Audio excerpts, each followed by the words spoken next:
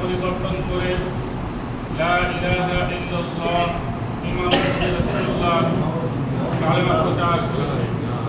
দুই, আযানের বাক্য পরিবর্তন করে সে নিজ প্রবর্তিত আযান প্রচার করেছে। সে আযানে বলতো আশহাদু আন্না ইমাম মেহেদী রাসূলুল্লাহ।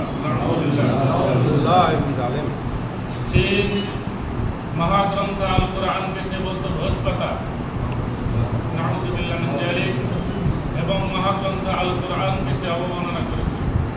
চার, সে ইমাম মেহেদী দাবি করত, কিন্তু সে এবং তার অনুসারীরা নামাজ পড়ে না।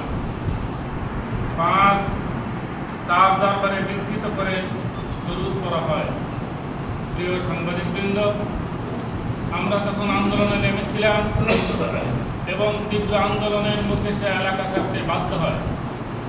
কিন্তু দুঃখের বিষয়, দীর্ঘদিন পর কিছু কুচক্রী মহল আর্থিক লেনদেনের মাধ্যমে তাকে পুনর্বাসিত করে।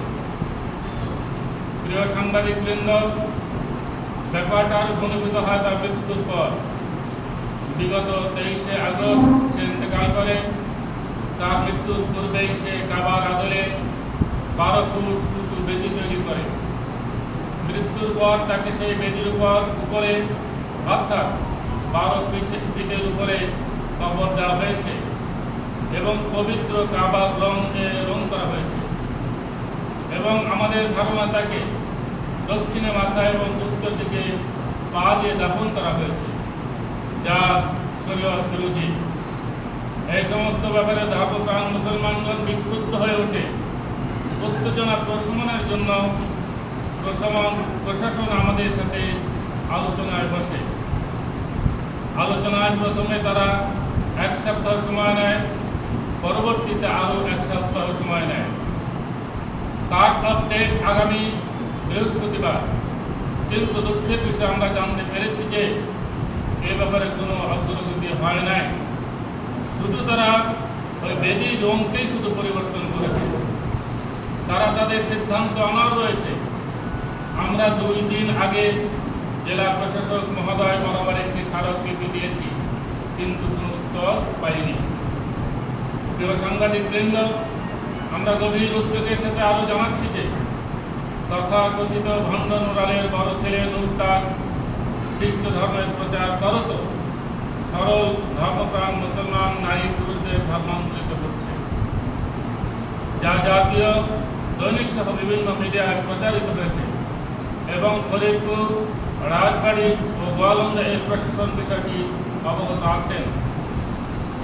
প্রিয় সাংবাদিকবৃন্দ, জনগণ ক্ষুব্ধ, বিক্ষুব্ধ। যদি তারা আগামী বৃহস্পতিবার মধ্যে কবর সমান না করে এবং অন্যান্য দাবি পূরণ না করে, তবে এর দায়িত্ব কে নেবে? আমরা প্রশাসনের উপর বিশ্বাস রাখতে চাই, তারা বৃহস্পতিবারের মধ্যেই এর সমাধান করবে। যদি কবর না ভাঙা হয় এবং আনুষঙ্গিক যে সমস্ত বিষয় আমি এখানে উল্লেখ করেছি, এইগুলিতে যদি তারা সমাধানে না আসে, আগামী শুক্রবার বা জুমা আনসার ক্লাব ময়দানে বিশাল বিক্ষোভ মিছিলের বা বিক্ষোভ সমাবেশের আয়োজন করা হবে ইনশাআল্লাহ। 30 লক্ষ টাকার কাছে বিক্রি হব না। 30 লক্ষ টাকা দিয়ে এই ভণ্ড নুরালের কবর রক্ষা করা যাবে না। হটাও ভণ্ড নুরাল, বাঁচাও ইসলাম। এই বলন্দ রাজবাড়ী ভাইপুর বাংলাদেশের তৌহিদি জনতার দল।